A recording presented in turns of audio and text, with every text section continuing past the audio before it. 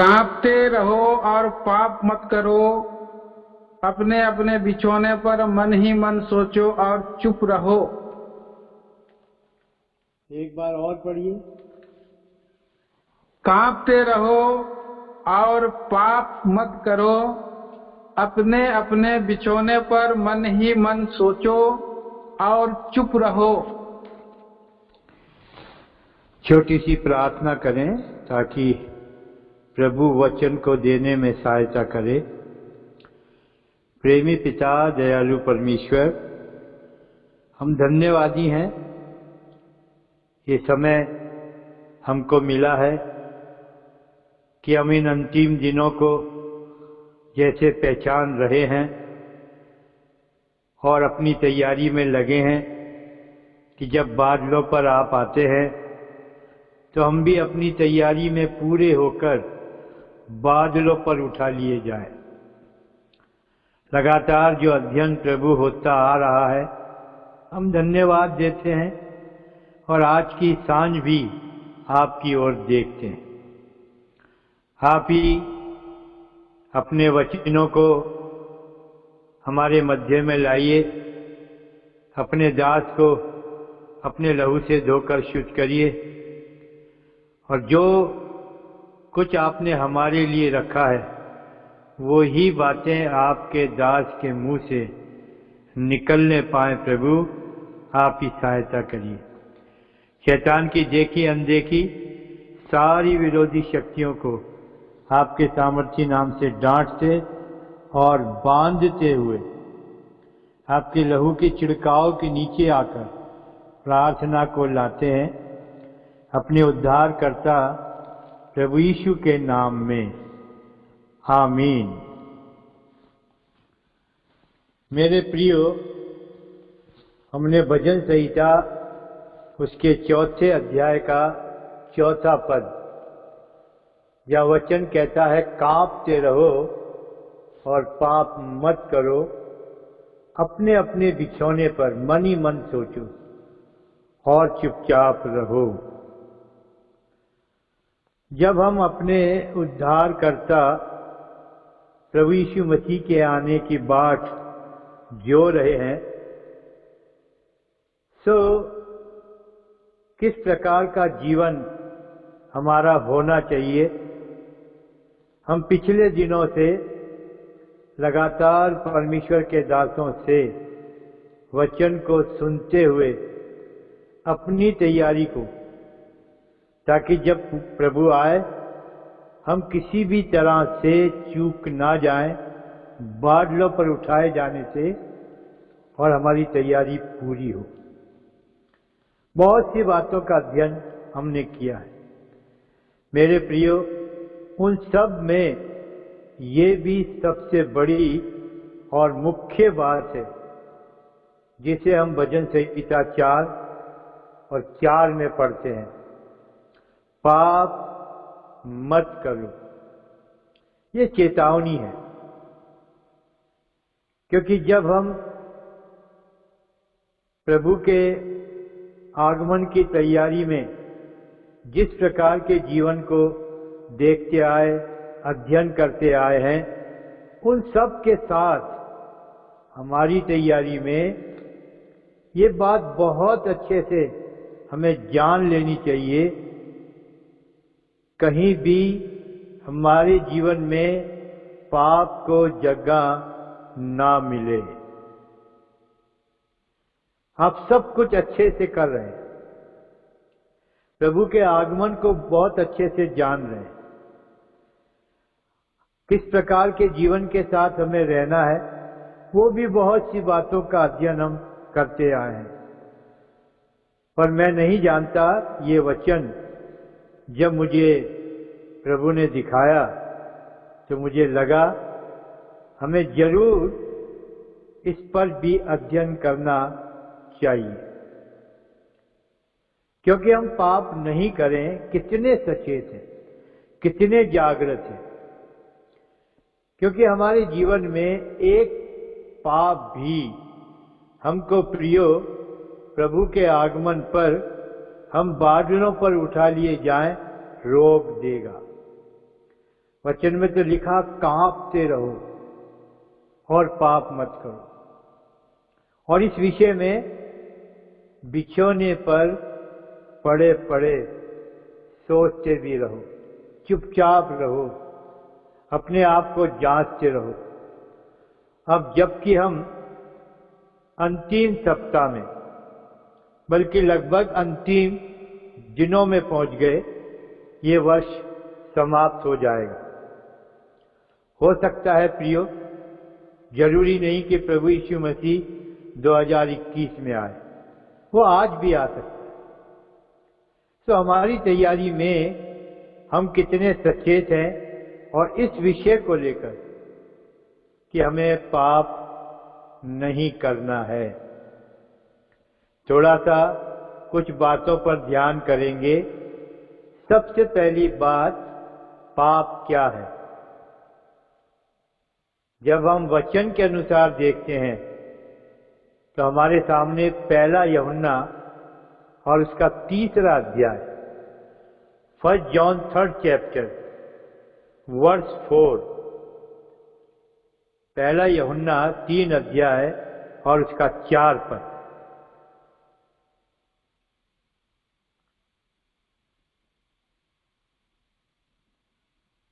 भाई पढ़ेंगे जी।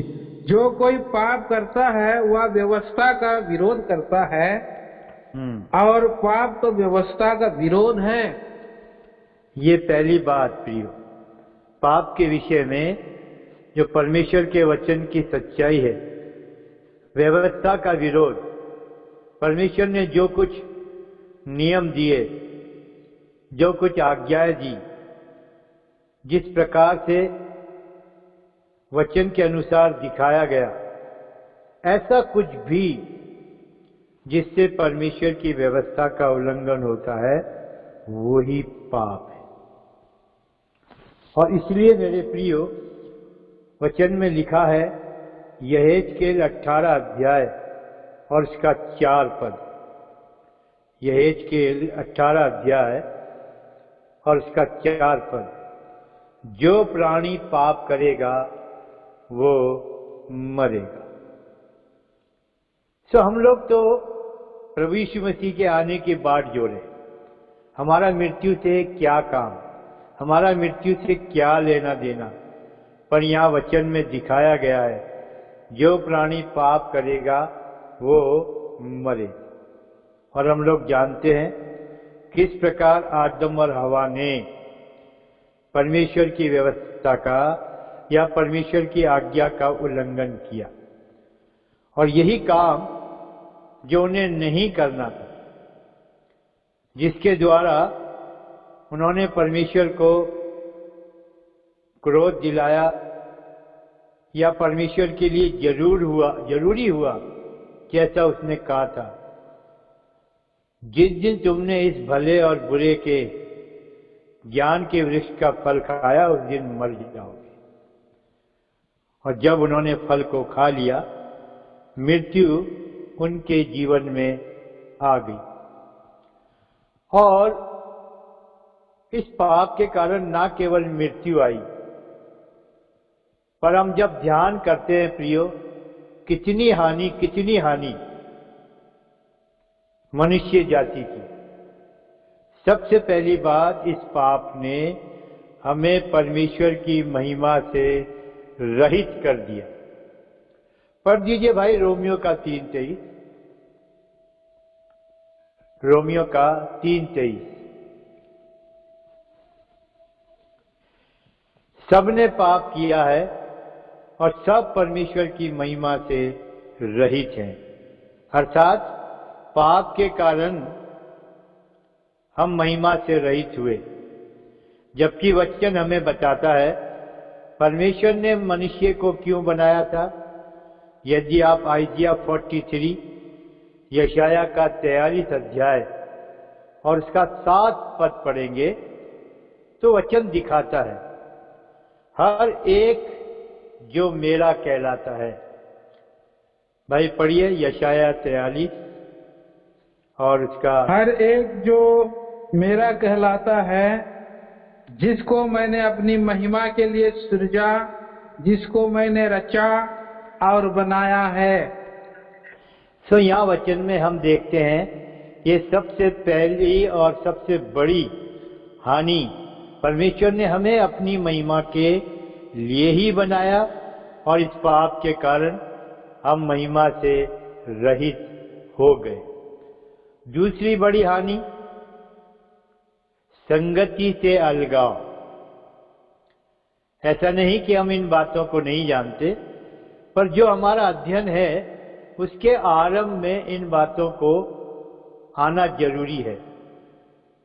पहली हानि, महिमा से रहित हुए, और दूसरी बात, हम परमेश्वर की संगति से भी, क्योंकि परमेश्वर ने ना केवल मनुष्य को इसलिए बनाया था कि उसके द्वारा परमेश्वर की महिमा हो, पर परमेश्वर ने उसे संगति के लिए भी बनाया। पढ़िए मेहरबानी से नीति वचन, प्रोवर्ब 8 चैप्टर वर्स 31। मैं उसकी बसाई हुई पृथ्वी से प्रसन्न थी और मेरा सुख मनुष्यों की संगति से होता था। हाँ, ये परमेश्वर की बुद्धि का वर्णन है, परमेश्वर की बुद्धि के द्वारा कहा गया वचन है। मनुष्यों की संगति से परमेश्वर प्रसन्न था। फिर से पढ़िए भाई। मैं उसकी बसाई हुई पृथ्वी से प्रसन्न थी और मेरा सुख मनुष्यों की संगति से होता था। कभी कभी वचन को पढ़ के हमें कैसा लगता है, क्या परमेश्वर मनुष्य की संगति उसको नहीं मिलती थी तो वो दुखी था? पर यह वचन कह रहा है, मुझे मनुष्य की संगति से क्या मिलता है? सुख मिलता है। लेकिन जब आदम हवा ने पाप कर लिया, महिमा से भी रहित हो गए, और तो और जो संगति थी, ठंडे समय में जिस प्रकार परमेश्वर अदन की वाटिका में आता था, जिस दिन आदम हवा ने इस भले और बुरे के ज्ञान का जो वृक्ष उसका फल खाया, उस दिन भी परमेश्वर आया। और हम पाते हैं किस प्रकार उत्पत्ति के 3 अध्याय के 8 पद में जब परमेश्वर आया और उसने अदन की वाटिका में आदम को आवाज दी, हे आदम तू कहाँ है? ऐसा नहीं था कि परमेश्वर नहीं जानता था कि आदम कहाँ है, और परमेश्वर ने चाहा कि आदम सामने आए, और जो उसको नहीं करना चाहिए था उसने किया है, उसको स्वीकार करे, पर आदम छिप गया। जब हम 3 का 10 पद पढ़ते हैं, पढ़िए भाई जरा उत्पत्ति का 3:10। ये वही आदम है जिसके साथ परमेश्वर की संगति होती थी। ये वही परमेश्वर है जो अदन की वाटिका में आदम के पास आता था। उसने कहा, मैं तेरा शब्द बारी में सुनकर डर गया, क्योंकि मैं नंगा था इसलिए छिप गया। जी हाँ, मैं बारी में तेरा शब्द सुनकर डर गया। पहली हानि क्या हुई थी? हम परमेश्वर की महिमा से रहित हुए। दूसरी हानि, परमेश्वर की संगति से अलग हुए। और तीसरी हानि प्रियो, मनुष्य जाति में भय आ गया। मैं तेरी वाणी को सुनकर, तेरी आवाज को सुनकर डर गया। ये सब हानि पाप के कारण। तो भी प्रियो, परमेश्वर योजनाओं का परमेश्वर है। उसने तो जो अपने संकल्प में रखा, अपनी योजना में रखा कि मनुष्य को संगति के लिए बनाया, मनुष्य को महिमा के लिए बनाया, और मनुष्य को इसलिए बनाया कि वो निडर होकर रहे। परमेश्वर की ये योजना नहीं बदली। यद्यपि परमेश्वर को बड़ी कीमत चुकानी पड़ी, फिर से परमेश्वर मनुष्य को रेस्टोर करे, उस जगह पर लाए जहां फिर से परमेश्वर की महिमा का भागी मनुष्य हो, और फिर मनुष्य के साथ परमेश्वर की संगति हो। और इसीलिए जिस बड़ी कीमत को परमेश्वर ने चुकाया, प्रियो, हम लोग जानते हैं किस प्रकार परमेश्वर खुद इस जगत में आया ताकि इस पापी मनुष्य को छुड़ाने के लिए जिस लहू की आवश्यकता है, क्योंकि वचन में लिखा है इब्रानियों के 9:22 में, प्रायः हर एक वस्तु को शुद्ध होने के लिए लहू जरूरी है। ऐसा नहीं कि लहू नहीं बहाया गया मनुष्य के पापों की क्षमा के लिए, पर वचन में हम पढ़ते हैं बकरों और बैलों के लहू के द्वारा मनुष्य को उसके पापों से क्षमा या छुटकारा मिल जाए, ये अनहोना है। वचन में लिखा है इब्रानियों के 10 अध्याय के 3 और 4 पद। और जैसा परमेश्वर अपनी योजना में फिर से मनुष्य को रेस्टोर करे, ये सब कुछ प्रभु यीशु मसीह के द्वारा परमेश्वर ने किया।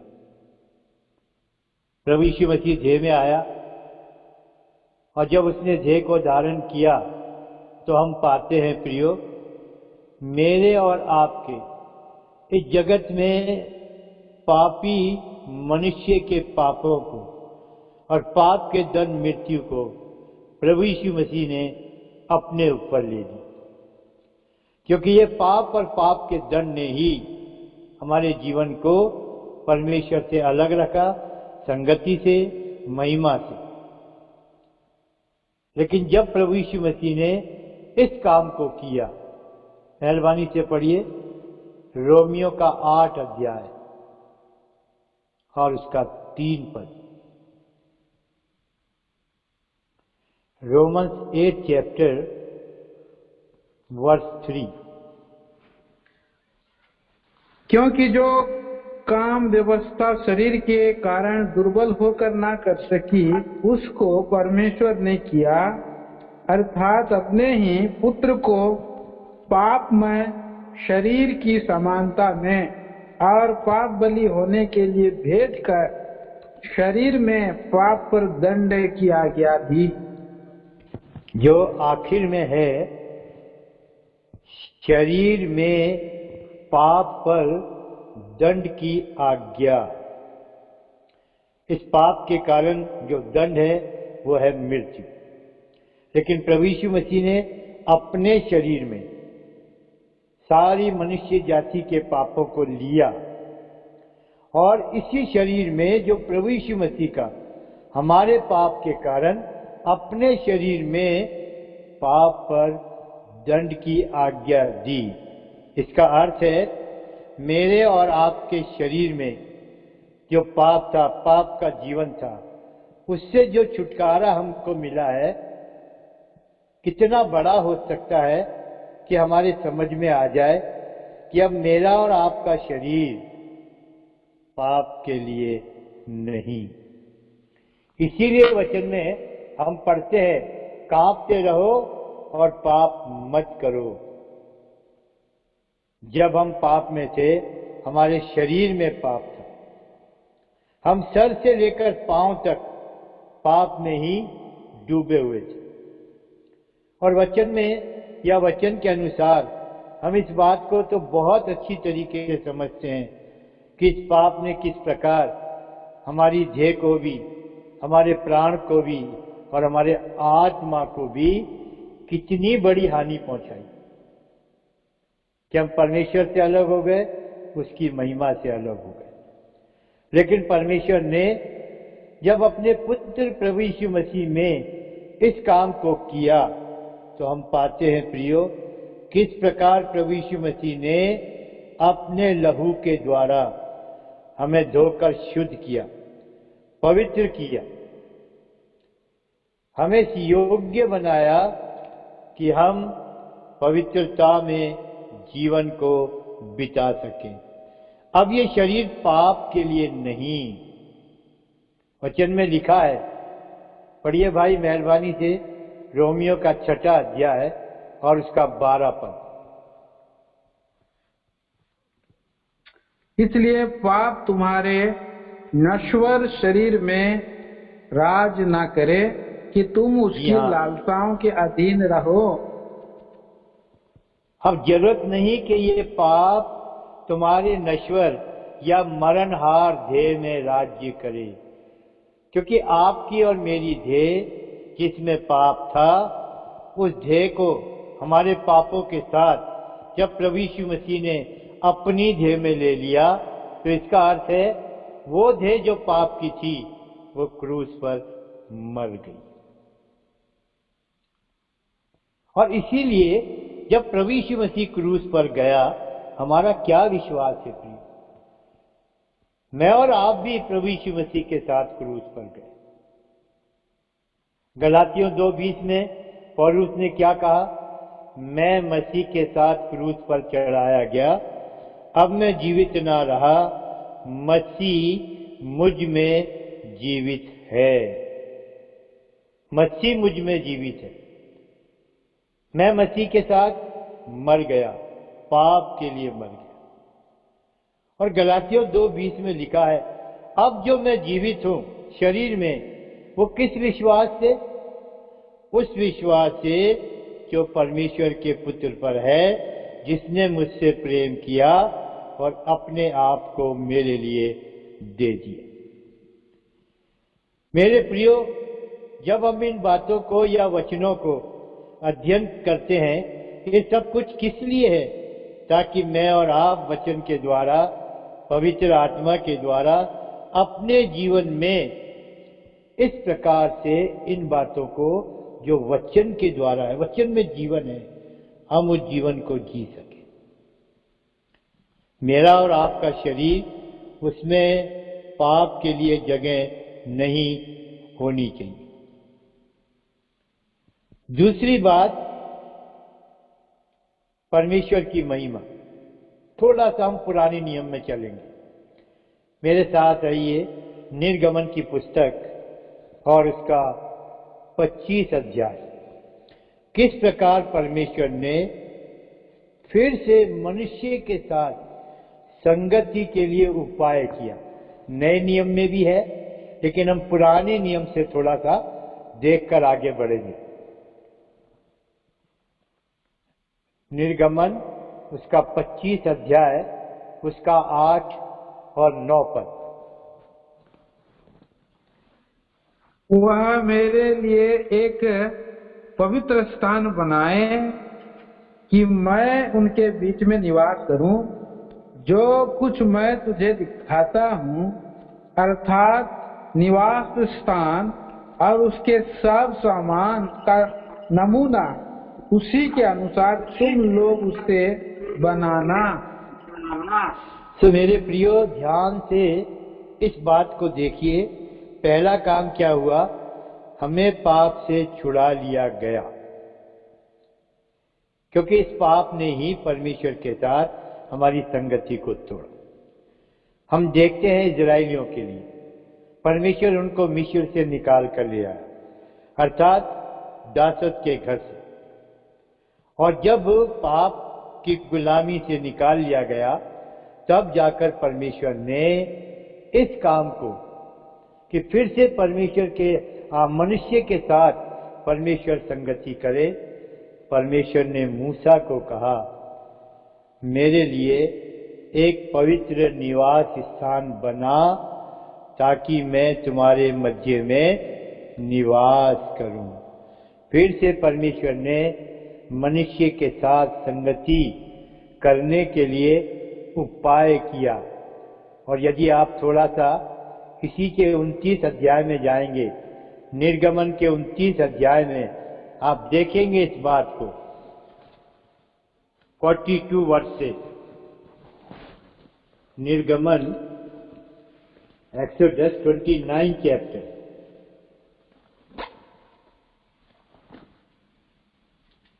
और 42 वर्ष से।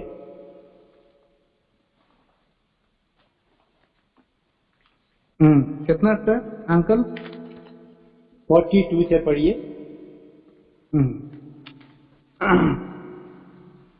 अर्थात जो आज्ञा यहोवा ने मूसा को दी, उन्हीं के अनुसार इस्राएलियों ने सब काम किया। आगे। तब मूसा ने सारे काम का निरीक्षण करके देखा कि उन्होंने यहोवा की आज्ञा के अनुसार सब कुछ किया है, और मूसा ने उनको आशीर्वाद दिया। निर्गमन 29 अध्याय, एक्सोडस 29 चैप्टर वर्स फ्रॉम 42, जहाँ पर लिखा है, तुम्हारी पीढ़ी से पीढ़ी में यहोवा के आगे मिलाप वाले तंबू के द्वार पर नित्य ऐसा ही होम बलि हुआ करे। ध्यान से सुनिए, ये वो स्थान है जिसमें मैं तुम लोगों से इसलिए मिला करूंगा कि तुमसे बातें करूं। अदन की वाटिका में परमेश्वर का आदम के साथ संगति, जो बातचीत करने का स्थान था, पाप के कारण चला गया। आदम हवा को अदन की वाटिका से निकाल दिया गया। लेकिन फिर परमेश्वर ने मेमने के लहू के द्वारा, जैसे हम निर्गमन 12 में पढ़ते हैं, अपनी प्रजा को निकाला। और जब वो लोग जंगल में आ गए, तब परमेश्वर ने फिर से संगति के लिए उपाय किया। और जैसा हमने पढ़ा निर्गमन 25 का 8 और 9 पद, और यहाँ पर हम पाते हैं उस स्थान के विषय में 42 पद के आखिर में, ये वो स्थान है जिसमें मैं तुम लोगों से इसलिए मिला करूंगा कि तुझसे बातें करूं। आगे पढ़िए 43। मैं इस्राएलियों से वहीं मिला करूंगा, और तंबू मेरे तेज से पवित्र किया जाएगा। क्या हो मैं गया? मिला वाले नहीं, क्या हो गया? 43 पद में मैं इजराइलियों से वही मिला करूंगा, ये संगति हो गई। और आगे क्या लिखा है? और वो तंबू मेरे तेज से, ये है परमेश्वर की महिमा।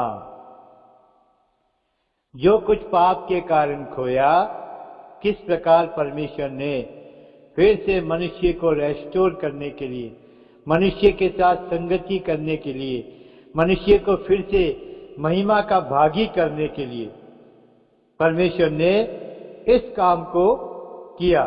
45 और मैं इस्राएलियों के मध्य निवास करूंगा और उनका परमेश्वर ठहरूंगा। आगे। तब वे जान लेंगे कि मैं यहोवा उनका परमेश्वर हूँ, जो उनको मिस्र देश से इसलिए निकाल ले आया कि उनके मध्य निवास करूं। मैं ही उनका परमेश्वर यहोवा हूँ। यस। तो इस प्रकार से मेरे प्रियो, परमेश्वर ने हम मनुष्यों की सुधि ली, और जो कुछ हमने खोया उसको फिर से परमेश्वर ने हमें देने के लिए प्रबंध किया। ये पुराने नियम से हम पढ़ रहे हैं। अब थोड़ा सा मेरे साथ आइए नए नियम में। रोमियो का 8 अध्याय, रोमन्स 8 चैप्टर वर्स 29 एंड 30।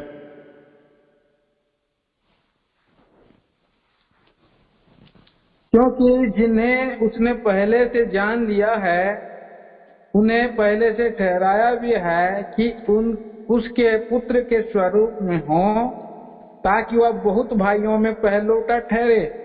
फिर जिन्हें उसने पहले से ठहराया, उन्हें बुलाया भी, और जिन्हें बुलाया उन्हें धर्मी भी ठहराया, और जिन्हें धर्मी ठहराया उन्हें महिमा भी दी।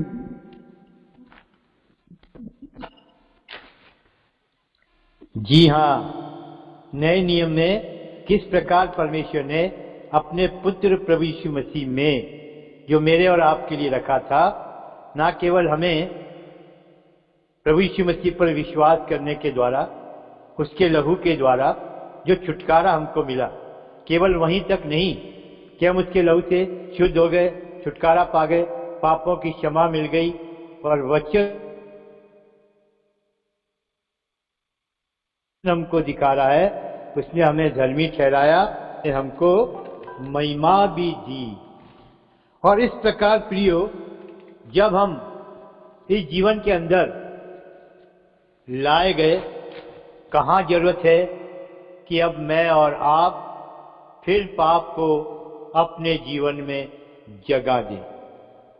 अब तो संगति है परमेश्वर के साथ प्रभु यीशु मसीह के द्वारा। अब तो महिमा का जीवन है जिसके हम भागी किए गए हैं। तो इस प्रकार से जब परमेश्वर ने ये सब कुछ हमारे लिए किया प्रियो, हमने यद्यपि पुराने नियम में से पढ़ा, भजन के 4 अध्याय का 4 पद, पर कितना जरूरी है हम वचन के अनुसार इस बात को जाने, पाप मत करो। पाप करना अब हमारे लिए नहीं है, क्योंकि यदि हम पाप को जीवन में जगह देंगे प्रियो, फिर से हम उस बड़ी हानि में चले जाएंगे। ना केवल महिमा से रहित होंगे या ना केवल परमेश्वर के साथ संगति से, पर जो अभी इन दिनों में हमारी तैयारी है कि प्रभु यीशु मसीह के आने पर हम बादलों पर उठा लिए जाएं, मेरे प्रियो, हम उससे वंचित हो जाएंगे। 1 कुरिन्थियों के 1 अध्याय का 9 पद पढ़िए भाई, मेहरबानी से।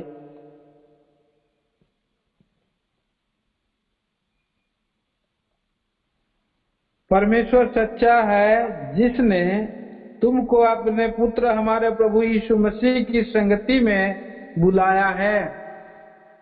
जी हाँ, परमेश्वर सच्चा है, और उसने क्या किया है? हमें संगति में बुलाया है, परमेश्वर के साथ संगति। अगरचे हमारे जीवन में पाप को जगह मिलेगी प्रियो, कठिन होगा, असंभव होगा कि हम परमेश्वर के साथ संगति कर सकें।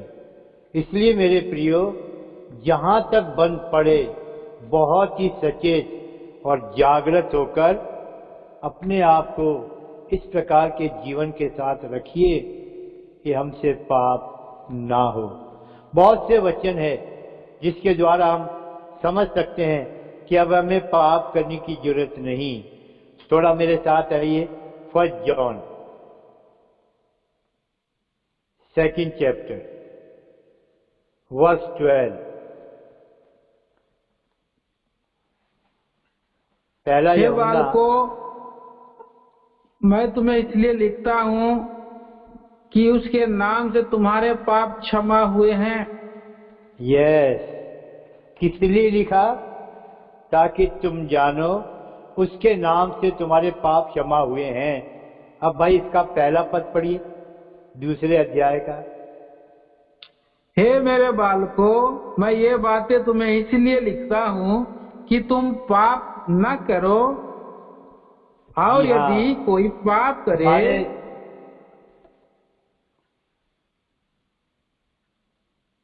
तो हमारे जब पिता के तुम्हारे पास पाप, हमारा एक सहायक है, अर्थात धर्मी यीशु मसीह।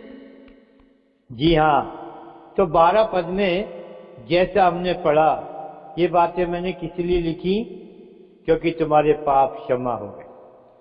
पहले पद में पढ़ा, जब हमारे पाप क्षमा हो गए प्रियो, हम पाप क्यों करें? पर तो भी यदि हमसे पाप हो जाए तो उसको अपने अंदर बिल्कुल रहने के लिए अवसर मत दो, समय मत दो। पिता के दाहिने हाथ धार्मिक प्रभु यीशु मसीह है। उसकी धार्मिकता, उसके द्वारा जो धार्मिकता हमें मिली है, हम परमेश्वर की धार्मिकता, मतलब परमेश्वर धर्मी है, प्रभु यीशु मसीह धर्मी है, और उसने मुझे और आपको भी धर्मी बनाया है। यदि पाप हो जाता है, प्रभु यीशु मसीह का लहू हम उसको एकदम क्लेम करें, पाप को अपने साथ ना रहने दें। और जब हम इस प्रकार से सचेत और जागृत होकर जीवन को बिताएंगे, मेरे प्रियो, तभी होगा कि हम पाप से बच सकेंगे। और यदि हम सचेत ना रहे, पाप को अवसर दिया, तो मेरे प्रियो शैतान उसका लाभ उठाएगा। और भी वचन हमें दिखाते हैं कि हम पाप को नहीं करना है। इसी पहला यूहन्ना और उसके 3 अध्याय में आइए, 1 John 3 chapter verse 9। जो कोई परमेश्वर से जन्मा है वह पाप नहीं करता, क्योंकि उसका बीज उसमें बना रहता है, और वह पाप कर ही नहीं सकता, क्योंकि परमेश्वर से जन्मा है। इस वचन को हम कितनी बार पढ़ें कि हमारे समझ में आ जाए। केवल यहाँ पर इतना ही समझ लेना काफी नहीं कि हम परमेश्वर की संतान हैं। ये सच है, हमने प्रभु यीशु मसीह को ग्रहण किया, हमें परमेश्वर की संतान होने का अधिकार मिला, यूहन्ना के पहले अध्याय के 12 और 13 पद के अनुसार। पर जब हम परमेश्वर की संतान है, तो वचन इस बात पर हमारे ध्यान को खींचता है, हम पाप कैसे कर सकते। जब परमेश्वर पवित्र है, परमेश्वर में पाप नहीं, परमेश्वर में अंधकार नहीं, परमेश्वर में कुटिलता नहीं, तो जब हम उससे पैदा हुए, उसके बीज से, वचन से पैदा हुए, हम कैसे पाप कर सकते। पर तो भी क्या होता है प्रियो, हम विश्वासियों से भी कितना पाप होता है। क्यों होता है? हमने क्या पढ़ा? उसका बीज हम में बना रहता है। यदि परमेश्वर का वचन हम में बना रहेगा, जो अविनाशी बीज है, तो हमसे पाप नहीं होगा। पर हम जब विश्वास में आए, खूब वचन हमारे साथ था, हम खूब वचन के साथ थे। पर धीरे धीरे जबकि हमें आत्मिक परिपक्वता में बढ़ना चाहिए, आत्मिक उन्नति हमारी होनी चाहिए, हमें और भी उस जीवन के साथ होना चाहिए जिसके द्वारा हम पाप पर जय को प्राप्त करें। पर ज्यों समय बीतता जाता है, एक विश्वासी का जो आरंभ का जीवन है, वो फिर से धीरे धीरे कितनों के जीवन में देखा जाता है, पाप को जगह मिलती है।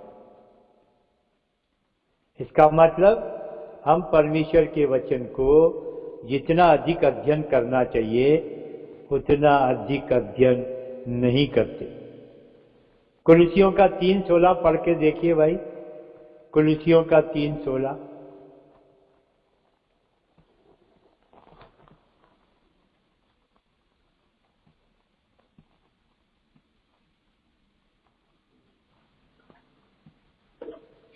हे मसीह के वचन को अपने हृदय में अधिकाई से बसने दो, और सिद्ध ज्ञान सहित एक दूसरे को सिखाओ और चिताओ, और अपने मन में अनुग्रह के साथ परमेश्वर के लिए भजन और स्तुति गान और आत्मिक गीत गाओ। यहाँ पर वचन दिखा रहा है मसीह के वचन को अधिकाई से। कितना अधिक कि हमारे भीतर वचन वचन वचन, उठते बैठते चलते फिरते। यदि आप व्यवस्था विवरण में जाओगे, उसके 4, 5 और 6 अध्याय को पढ़ोगे, भजन संहिता 19 को पढ़ोगे, भजन संहिता 119 को पढ़ोगे, वचन की बातों के साथ समझ में आएगा कितना अधिक ये वचन हमारे जीवन में जगह पाता चला जाए। और इसी के द्वारा प्रिय होगा कि हम पाप पर जय पाएंगे, या हम पाप से बच सकेंगे, या हम पाप नहीं करेंगे। जब वचन हमारे अंदर होगा तो पाप को जगह नहीं मिलेगी। भजन के लिखने वाले ने भजन 119 के 11 पद में इसी बात को लिखा है, जिस बात को हमने पहले यूहन्ना के 3 अध्याय के 9 पद में पढ़ा, उसी बात को वहां पर हम देख सकते हैं। 119 भजन उसका 11 पद। मैंने तेरे वचन को अपने हृदय में रख छोड़ा है कि तेरे विरुद्ध पाप ना करूं। हाँ, मैंने तेरे वचन को अपने हृदय में रख छोड़ा है, इसलिए कि मैं तेरे विरुद्ध पाप ना करूं। तो जब हम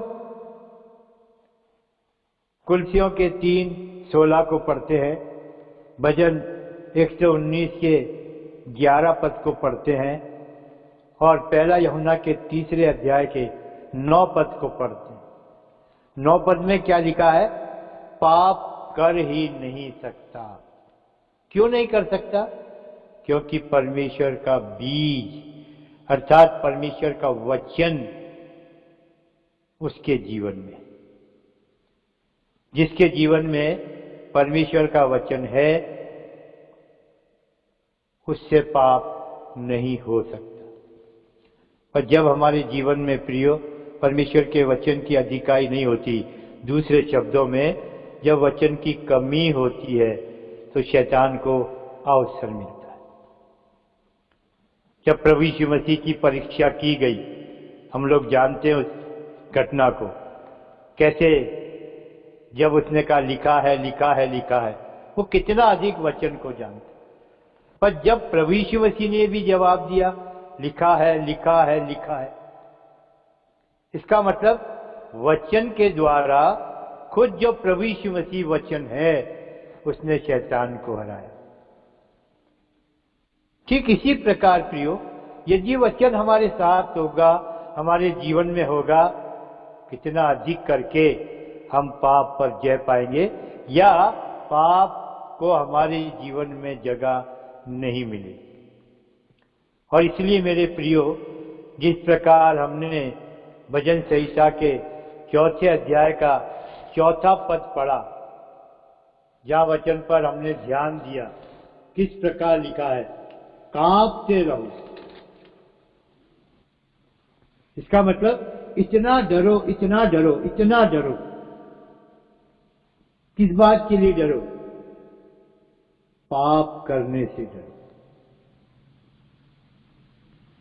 एक पाप प्रियो हमारी सारी मेहनत पर पानी फेर दे, हमारी सारी दौड़ व्यर्थ हो जाए।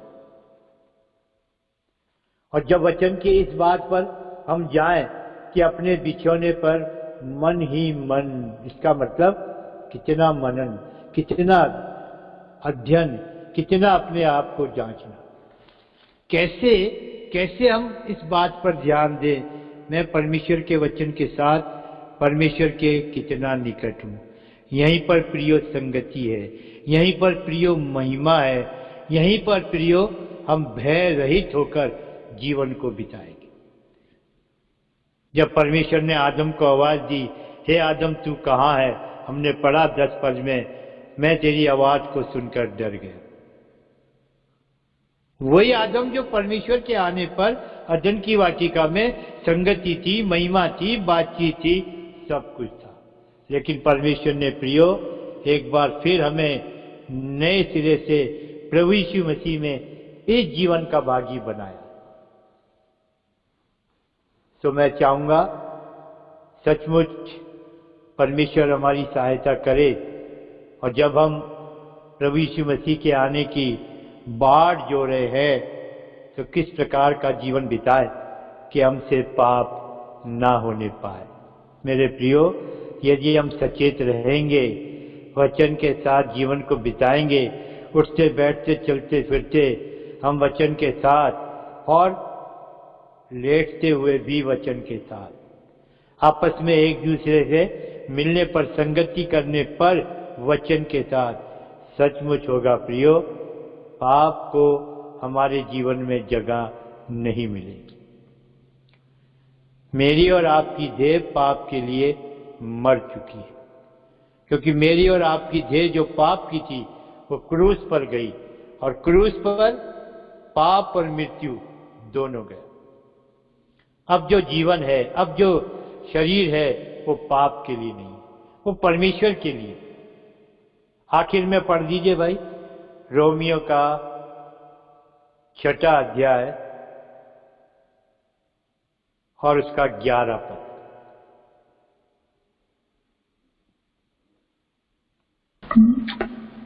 ऐसे ही तुम भी अपने आप को पाप के लिए तो मरा, परंतु परमेश्वर के लिए मसीह यीशु में जीवित समझो। जी हाँ, अपने आप को पाप के लिए मरा हुआ, पाप की मृत्यु क्रूस के ऊपर। लेकिन अब हम जीवित हैं तो परमेश्वर के लिए जीवित हैं। अगर कि आप रोमियो के 6वें अध्याय का बहुत गहन अध्ययन करेंगे, 6वें और 7वें और 8वें अध्याय का, तो सचमुच होगा प्रियो, हम समझ सकेंगे, पाप को समझ सकेंगे, पाप के दंड को समझ सकेंगे, पाप पर जय पाने को समझ सकेंगे, पाप और शरीर का जो नाता टूट गया उसको समझ सकेंगे। फिर पाप हमारी मरणहार देह में राज्य नहीं कर पाएगा, और हमारी देह के अंग जब परमेश्वर के लिए काम में आएंगे, जैसा लिखा है 6 का 14 पढ़िए भाई, रोमियो 13 और 14। और ना अपने अंगों को अधर्म के हथियार होने के लिए पाप को सौंपो, पर अपने आप को मरे हुओं में से जी उठा जानकर परमेश्वर को सौंपो, और अपने अंगों को धर्म के हथियार होने के लिए परमेश्वर को सौंपो। तब तुम पर पाप की प्रभुता न होगी, क्योंकि तुम व्यवस्था के अधीन नहीं वरन अनुग्रह के अधीन हो। जी हाँ, पाप की प्रभुता हम पर नहीं होगी। पाप मेरे और आपके मरणहार देह में राज्य नहीं कर सकेगा। मेरे और आपकी देह के अंग परमेश्वर के हथियार, और इन सब बातों से प्रियो, जो कुछ हमने पाप के कारण खोया है वो सब कुछ हमको मिल जाएगा। और ये जीवन के साथ हम हैं तो मिल जाएगा नहीं, हमें मिल चुका है। तो परमेश्वर हमारी सहायता करे, और सचमुच इससे पहले कि हम 2021 में जाएं, अपने जीवन को बड़ी गहराई से जांचें। अभी भी हमारे पास अवसर है। यदि कहीं भी हमारे जीवन में पाप है प्रियो, तो धार्मिक यीशु मसीह पिता के दाहिने हाथ है, उसका लहू स्वर्ग में की वेदी पर है। उस लहू के द्वारा हम छुटकारा पाएं और इसी जीवन को बिताएं कि मेरे और आपके जीवन में पाप को जगह ना मिले। वचन को इतना अधिक इतना अधिक इतना अधिक अपने जीवन में जगह दे। परमेश्वर हमारी सहायता करे और हमें आशीष दे। भाई रंजीत। प्रेम ईश्वर के पिता परमेश्वर, मसीह यीशु के अति ऊंचे और पवित्र नाम में हम फिर से झुक जाते हुए दंडवत प्रणाम करते हैं। धन्यवाद देते हैं प्रभु, इस संध्या के वेला में प्रभु आपने हमें भजन संहिता 4 अध्याय का 4 पद के अनुसार हमें फिर से रिवाइव किया है कि कांपते रहो, पाप मत करो, अपने अपने बिछौने पर सोचो और चुपचाप रहो। सचमुच में दयालु प्रभु जी, पाप जहाँ है वहाँ परमेश्वर नहीं है। और दयालु प्रभु, पाप के कारण मनुष्य जो है महिमा से रहित है और संगति से रहित है और डर भय में जीवन बिता रहा है। दयालु प्रभु जी, हम धन्यवाद देते हैं, आपने व्यवस्था किया, मनुष्यों के साथ फिर से संगति करने के लिए आपने प्रभु जी निवास स्थान का प्रबंध किया। धन्यवाद देते हैं प्रभु, यीशु मसीह के संगति में हमें बुलाया। और धन्यवाद देते हैं प्रभु, आपने हमें पवित्र वचनों के द्वारा जो पाप मनुष्य कब नहीं कर सकता है, इस बात को हमें दिखाया है कि मनुष्य के अंदर में जब परमेश्वर का बीज रहेगा तो पाप नहीं कर सकता है। कितना सच बात है प्रेम प्रभु जी। सुबह शाम सोते उठते जागते और बिछौने में पड़े पड़े भी प्रभु का वचनों को हमें मनन करने के लिए और उसमें आनंदित होने के लिए जो भेद की बातें हैं, रहस्य की बातें हैं, ये संगति का एक ऐसा सुंदर प्रबंध आपने हमारे लिए दिया है और जिसको हम लगातार प्रेम प्रभु जी की उपस्थिति में हम बलवंत बने। संगति का जो रहस्य है आपने दिखाया। आत्मा के साथ परमेश्वर के साथ संगति करता है, परमेश्वर की आत्मा का अनुसार हो जाता है। दयालु प्रभु परमेश्वर ये शरीर में पाप या नाश्वर देह में राज्य ना करे, और इसीलिए आपने हमें अद्भुत रीति से रोमी 6 अध्याय से बातें किया है। 13 पद से अपने अधर्म को, अंगों को अधर्म होने के लिए पाप को ना सौंपो बोला प्रभु, और इस तरह से हमारे जीवन में फिर से जांचने के लिए मौका अवसर दिया है। तो प्रभु का वचन के अनुसार आप हमें मुझे जांचा है और हमें प्रभु जी इस रीति से अपने आप को समर्पित करने के लिए सहायता करें, मदद करें दयालु प्रभु, ताकि अनुग्रह के अधीन रह करके, धार्मिकता के दास बने रह करके जो सेवा आपने दी है, आपके आगमन तक के लिए कभी भी आप आ सकते हैं। हर समय प्यारे प्रभु आपके लिए हम तैयार हो जाएं। सहायता मदद करे, रक्षा कर, आशीष दे प्रभु। इन वचन के घेरे में मुझे हम सबों को बनाए रखे। आपके दास के लिए मैं धन्यवाद देता हूँ।